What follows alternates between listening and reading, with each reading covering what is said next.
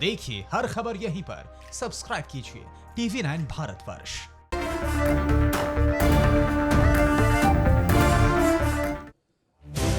देश के बुलेटिन में आपका स्वागत है। आपके साथ मैं हूं शुभांकर मिश्रा। ड्रैगन के खिलाफ मैदान में उतरे भारत के शूरवीर भले ही शहीद हो गए हों, लेकिन जिस जाबाजी से भारतीय जवानों ने चीनी सैनिकों की कमर तोड़ी है, वो अपने आप में किसी शौर्य गाथा से कम नहीं। जरा देखिए भारतीय जवानों की जाबाजी से जुड़ी हुई यह खास रिपोर्ट। लद्दाख की गलवान घाटी में 15-16 जून की रात को चीन के सैनिकों पर भारत के जाबाज भारी पड़े थे। ड्रैगन की धोखे वाली साजिश का जोरदार जवाब दिया गया था। चीन के नापाक इरादों वाली उस काली रात पर लगातार चौंकाने वाले खुलासे सामने आ रहे हैं। यकीन मानिए, जो खबर हम आपको बताने जा रहे हैं उसे सुनकर आपका मस्तक भारत के सैनिकों के लिए गर्व से भर जाएगा। खुलासा हुआ है, भारत चीन टक्कर पर ग्राउंड जीरो से बड़ी खबर। झड़प में चीन के कई सैनिकों की गर्दन टूटी, चीन के कई सैनिकों की रीढ़ की हड्डी भी टूटी। चीन के 450 सैनिक पर भारत के 100 जवान भारी पड़े। 4 घंटे तक चली थी चीन के सैनिकों से हाथापाई। भारतीय सैनिकों ने चीनी कर्नल को जिंदा पकड़ा था। 3 फील्ड रेजिमेंट ने चीनी कर्नल को जिंदा पकड़ा था। साफ है कि बिहार रेजिमेंट के सिर्फ 100 जाबाज सैनिक चीन के 450 से ज्यादा सैनिकों पर भारी पड़े थे। अब अंदाजा लगाइए कि हमारा एक जवान अकेले 5 चीनी सैनिकों से उस रात नसीब भिड़ा था, बल्कि उन सबों को धूल भी चटाई थी। बिना किसी हथियार के हुई इस जंग में किसी चीनी सैनिक की गर्दन टूटी तो किसी की रीढ़ की हड्डी टूटी। भारतीय सैनिकों पर धोखे से हमला जरूर किया गया, लेकिन उसके बाद भारत के शूरवीरों का जवाब चीन के पीएलए के धोखेबाजों को सालों तक याद रहेगा।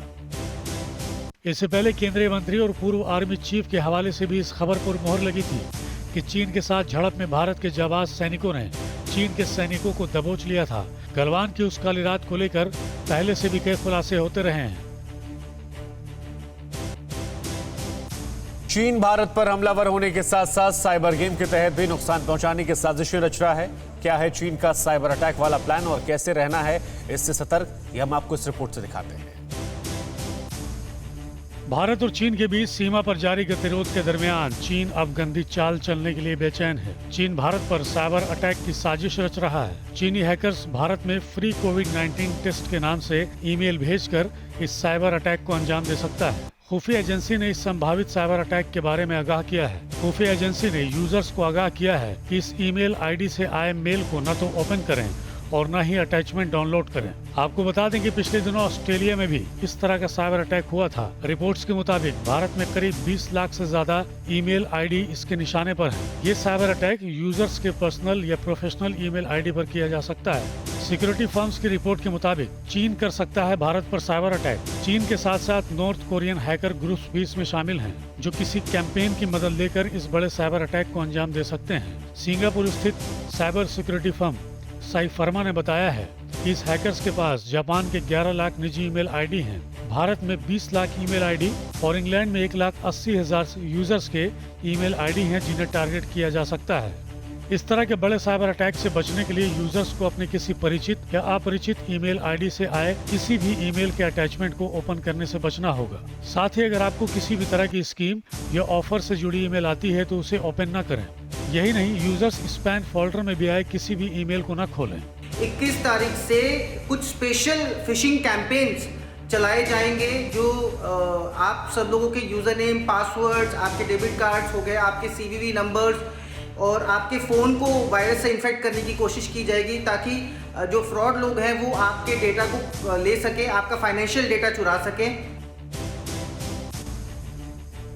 भारत और चीन के साथ साथ पाकिस्तान से भी दो हाथ कर रहा है, क्योंकि कोरोना काल के बीच पाकिस्तान की नापाक हरकत बदस्तूर जारी है।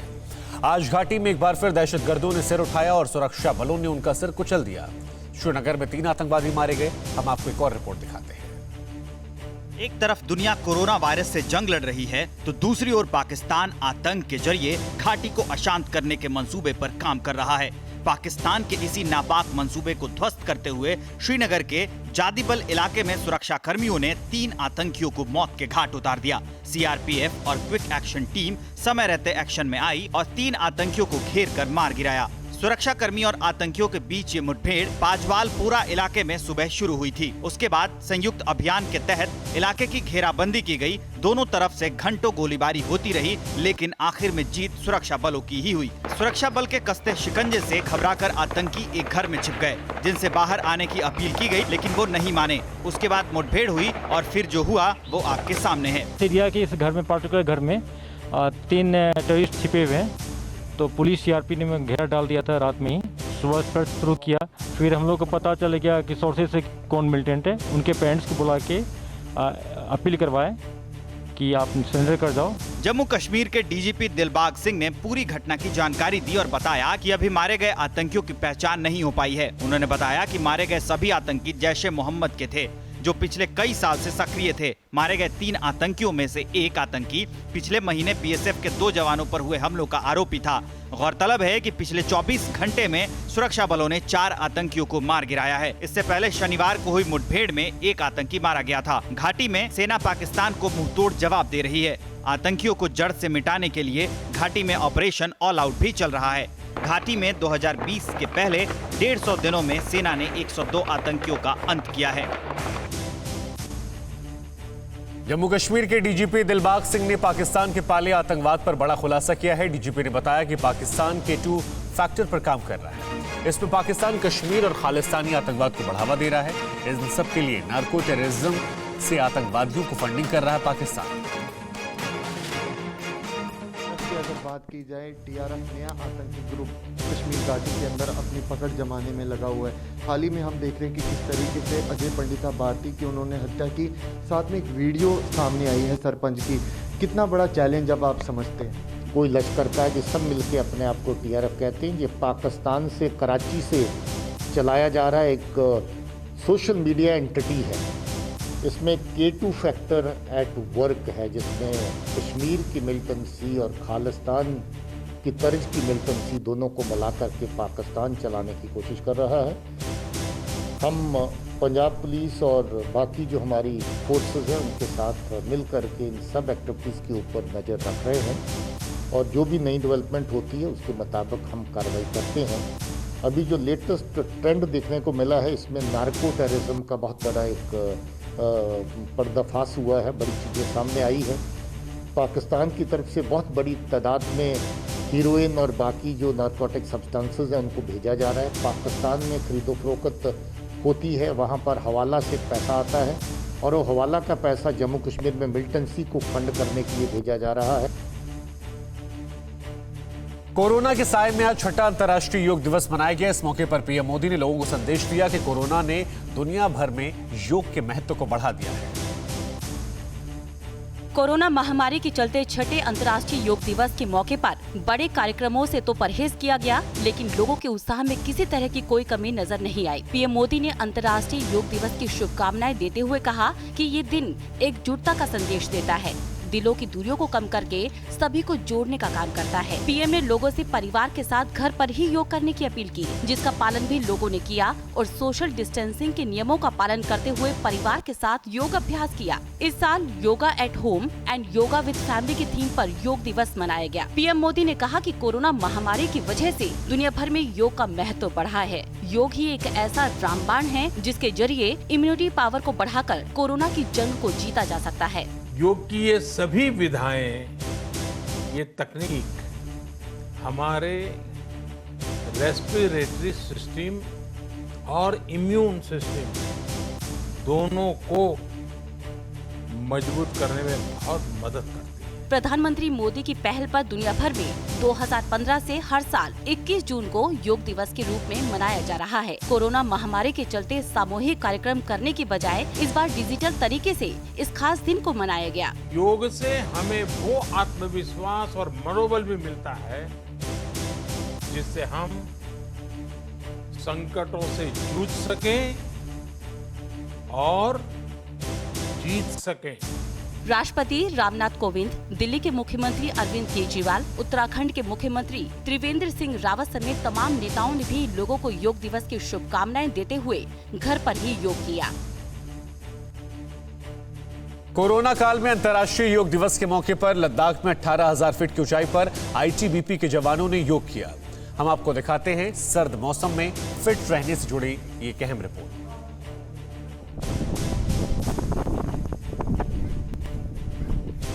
वीडियो लद्दाख के खारतून इलाके का है। 18,000 फीट की ऊंचाई पर जिस जगह पर हमारे इन वीर जवानों ने योग किया, वहां पर तापमान 0 डिग्री से भी कम है। बर्फ की सफेद चादर पर ये जवान जितने आराम से योग की मुद्राएं कर रहे हैं, उसे देखकर लगता है कि कड़कड़ाती सर्दी भी हमारे इन जवानों के हौसलों के सामने पस्त हो चुकी है।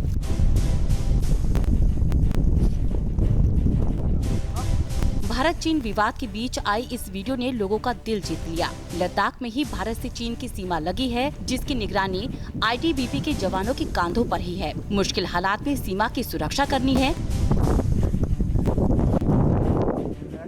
तो खुद को चुस्त तंदुरुस्त रखना ही होगा। ऐसे में तन और मन को स्वस्थ बनाने के लिए आईटीबीपी के जवान योग का सहारा लेते हैं। योग दिवस के मौके पर सोशल डिस्टेंसिंग का ध्यान रखते हुए इन हिमवीरों ने योग के जरिए जमकर पसीना बहाया।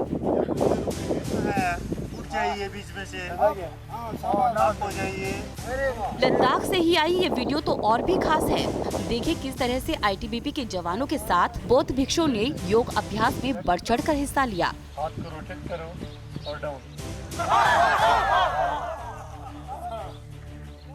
सिक्किम में तो आईटीबीपी के जवानों ने और भी ऊंचाई पर योग दिवस मनाया। करीब 19,000 की ऊंचाई पर दिन रात देश की सेवा में तत्पर रहने वाले जवान योग दिवस के दिन भी योग करते नजर आए। इन जवानों के अदम्य साहस और बुलंद हौसलों को आज हर भारतीय सलाम कर रहा है।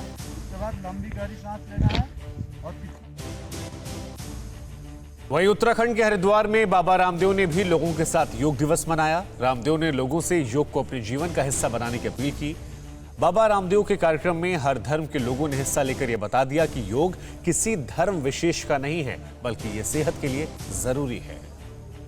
प्राणायाम और ध्यान के द्वारा इस जीवन के दिव्य जागरण, दिव्य रूपांतरण का, संतुलन का, सृजन का और यह दिव्यता की प्राप्ति का साधन है योग। छठा अंतर्राष्ट्रीय योग दिवस हरिद्वार के पतंजलि योगपीठ में कुछ इस अंदाज में मनाया गया। शंखनाद के साथ कार्यक्रम की शुरुआत करते हुए योग गुरु बाबा रामदेव ने देशवासियों को योग दिवस की शुभकामनाएं दी। रामदेव ने कहा कि योग भारत की ही देन है। योग न होता तो मानवता मर जाती। योग न सिर्फ रोगों को दूर करने का जरिया है, बल्कि ये मानसिक शांति का भी रास्ता दिखाता है। इसलिए पूरी दुनिया को भारत का आभारी होना चाहिए कि यहाँ से उसे योग का उपहार मिला।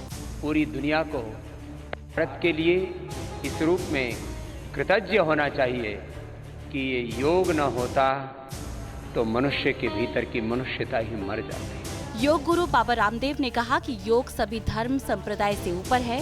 बीमारी किसी का धर्म या किसी की जाति नहीं देखती। इसलिए सभी धर्मों के लोगों को रोगों से बचने के लिए योग को अपने जीवन में अपनाना चाहिए। रामदेव के इस कार्यक्रम में मुस्लिम समुदाय के लोगों ने भी बढ़ चढ़कर हिस्सा लिया। साथ ही इन लोगों ने जीवन में सुख शांति के लिए योग की राह पर चलने की अपील भी की। अगर आपको अच्छा स्वास्थ्य, अच्छा मन अगर आपको चाहिए तो आपको योग जरूर करना पड़ेगा।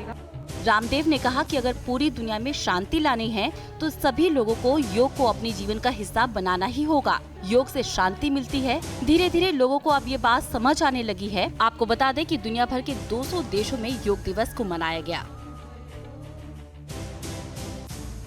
योग दिवस के बीच में भारत में कोरोना के केस 4 लाख से ऊपर जा चुके हैं। भारत दुनिया का चौथा देश है जहां पर 4 लाख से ज्यादा संक्रमित हैं। ये रिपोर्ट देखिए, डराने वाली है।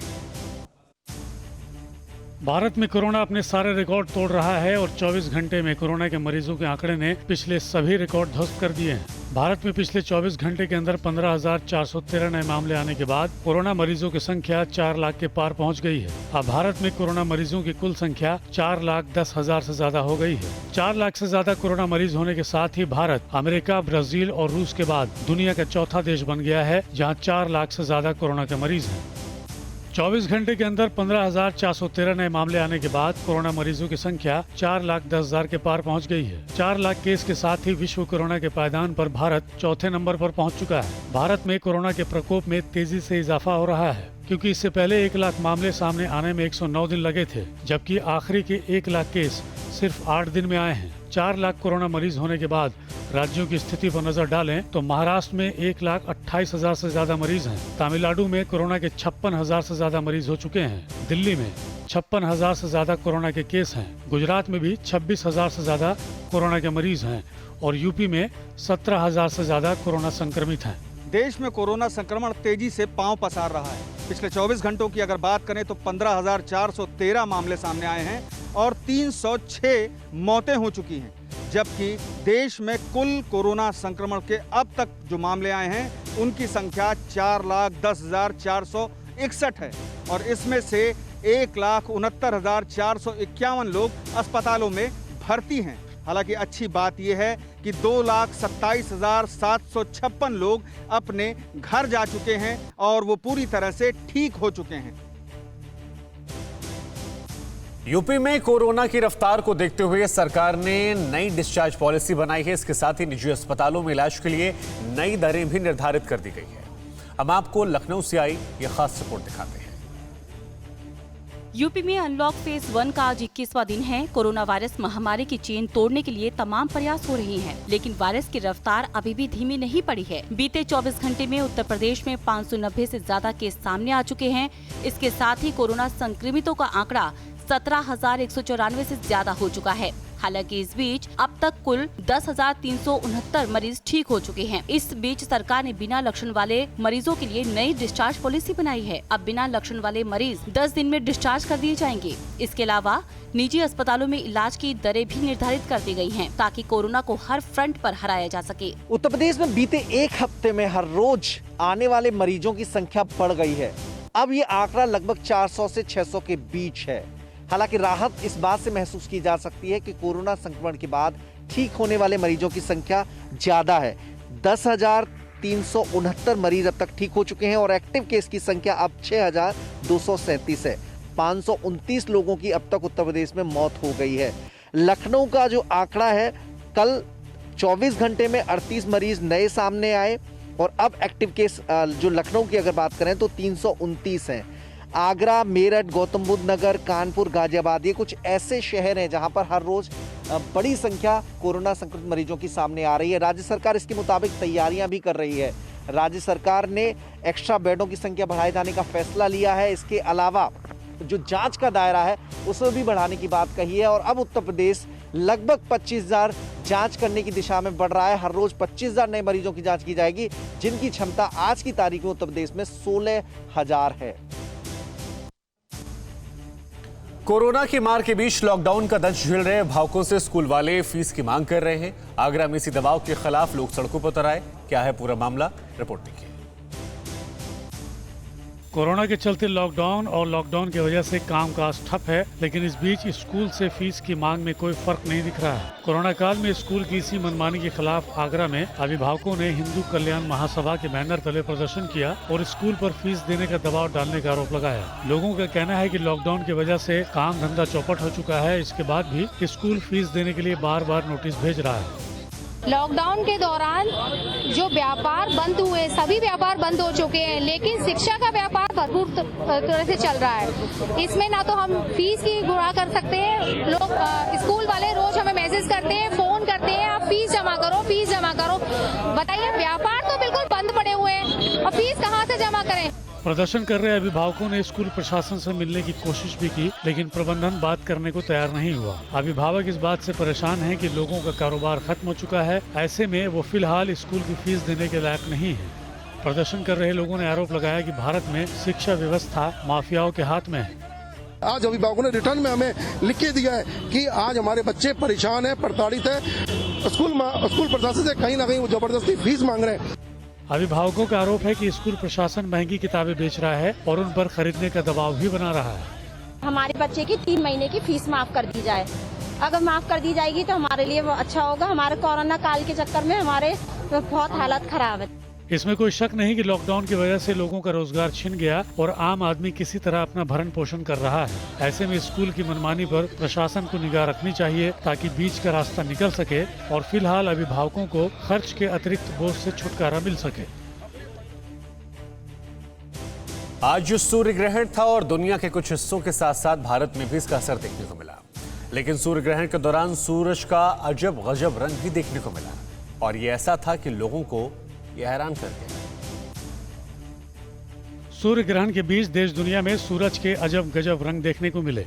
योग दिवस के दिन पड़े सूर्य ग्रहण को देश के कई हिस्सों में देखा गया। महाराष्ट्र, गुजरात, राजस्थान, पंजाब, जम्मू कश्मीर से लेकर पूर्वोत्तर के राज्यों में लोगों ने सूर्य ग्रहण देखा। लेकिन इस बार सूरज के इतने रंग दिखे कि देखने वाले भी हैरान रह गए। कहीं सूरज लाल दिखा, कहीं कहीं हरे रंग का सूरज नजर आया, तो कहीं बिल्कुल पीला पड़ता दिखाई दिया सूरज, तो कहीं सूरज नहीं रहा, बिल्कुल चांद की तरह दिखाई दिया। भारत के साथ साथ दुनिया के दूसरे हिस्सों में भी सूर्य ग्रहण देखा गया। सबसे पहले गुजरात का सूर्य ग्रहण देखिए। गुजरात के गांधीनगर में सूरज पहले पीला हुआ और फिर धीरे धीरे उसका रंग सफेद हो गया। महाराष्ट्र की नगरी मुंबई में तो कमाल का सूरज निकला, जिसका रंग पूरी तरह से हरा था। आसमान में हरा सूरज देखकर लोग भी हैरान थे। जम्मू में पीला सूरज नहीं बल्कि पीले रंग के चांद की तरह नजर आया सूरज। पटना में भी आज सूरज न तो सफेद था न ही पीला था, बल्कि इसने अपने ऊपर हरा रंग ओढ़ा था। और अमृतसर में सूरज नहीं रहा बल्कि पूरे चांद की शक्ल में नजर आया। यूपी की राजधानी लखनऊ में भी सूरज हरा रंग का दिखा। देश के अलावा दुनिया के दूसरे हिस्सों में भी जो सूरज दिखा वो अपने असली रंग और रूप में नहीं नजर आया। दुबई में जो सूरज नजर आया वो शुरू में चांद की तरह दिखा और फिर धीरे धीरे सफेद हो गया। सूर्य ग्रहण में सूरज का यूं बदले बदले रंग में नजर आने की वजह तो विशेषज्ञ बताएंगे, लेकिन इतना तो तय है कि इन सब के पीछे कुदरत का कमाल है, जो सूरज को भी अलग अलग रंगों में बदल सकता है। कोरोना काल की वजह से देश के ज्यादातर तारामंडल खोले नहीं गए, लिहाजा लोगों ने अपने घरों से ही सूर्य ग्रहण देखने की कोशिश की। लेकिन सूरज के अलग अलग रंगों ने दर्शकों को उत्साहित भी किया और हैरान भी किया। और इसी हैरानी और उत्सुकता के बीच दुनिया भर में सूर्य ग्रहण के मौके पर हलचल देखी गई। ये महज एक इत्तेफाक ही है कि आज ही के दिन सूर्य ग्रहण हुआ और आज ही के दिन जीरो शैडो डे भी पड़ गया। एक ऐसा दिन जब समय और आपकी परछाई नजर नहीं आती है। खगोलीय दृष्टिकोण से इसका बेहद महत्व है, क्योंकि आज का दिन साल का सबसे बड़ा दिन है, जो करीब 13.5 घंटे का है। तो जरा देखिए परछाई खो जाने वाली ये खास रिपोर्ट। कहते हैं केवल परछाई एक ऐसी चीज़ है जो आपका साथ कभी नहीं छोड़ती, लेकिन साल में एक दिन ऐसा आता है जब परछाई भी साथ छोड़ देती है।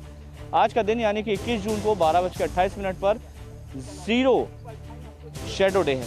जी हाँ, आप डेमोन्स्ट्रेशन देख पा रहे होंगे कि यहाँ पर जीरो शैडो डे है, यानी कि सूरज बिल्कुल सर के ऊपर होता है और यहाँ पर परछाई जो आप पोल देख रहे हैं सामने, उसके चारों तरफ आप नज़र डालिए, आपको परछाई नज़र नहीं आएगी, यानी कि ज़ीरो शैडो डे है। सूरज ठीक अपने सर के ऊपर है। मैं अपने कैमरामैन से कहूँगा कि मेरी भी जो शैडो है वो तस्वीरों में दिखाए कि शैडो बिल्कुल शून्य हो चुकी है, शैडो आपकी नज़र नहीं आएगी। और ये जो वक्त है ये बहुत ही रेयर है, बहुत ही कम ऐसा समय आता है जब ज़ीरो शैडो डे आता है। यहाँ पर जो डायरेक्टर साहब है वो दिखा रहे हैं और कितना अद्भुत नज़ारा है आज के दिन का और क्या कारण है कि ज़ीरो शैडो डे है। देखिए, हम सभी लोग जानते हैं पृथ्वी जो सूर्य के चारों ओर परिक्रमा करती है, तो उससे हमको सूर्य विषुवत रेखा, कर्क रेखा और मकर रेखा के बीच गति करता हुआ दृष्टिगोचर होता है। कर्क रेखा की स्थिति 23 डिग्री 26 मिनट तो 11.9 सेकेंड है और आज जो सूर्य की क्रांति है वो भी 23 डिग्री 26 मिनट 11 सेकेंड है। तो इस कारण मध्याह्न के समय ठीक 12:28 पर हम देख रहे हैं कि परछाई एकदम जीरो हो गई है। कारण वो है कि सूर्य एकदम आपके सर के ऊपर है, इस कारण हमको परछाई आज के दिन दृष्टिगोचर नहीं होती है। आज सूर्य ग्रहण है और आज जीरो शैडो डे भी है, जाहिर है एक दुर्लभ संयोग है। कैमरामैन मुकेश के साथ मकरन काली, TV9 भारतवर्ष, उज्जैन।